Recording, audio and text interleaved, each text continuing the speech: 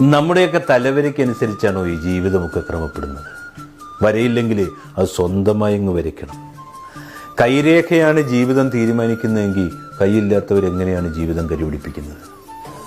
സ്വയം കണ്ടെത്തിയ ഉത്തരങ്ങളാണെന്നേ ജീവിതം.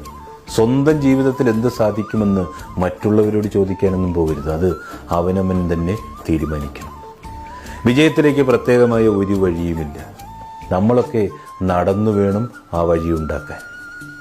അവഗണിച്ചവരുടെ മുമ്പിൽ അനുമോദനങ്ങൾ ഏറ്റുവാങ്ങുവാൻ നാളുകളെ സ്വപ്നം കാണണം. നമ്മുടെ ഉയർച്ചകൾ അവർക്കുള്ള മറുപടി കൂടിയാണ്.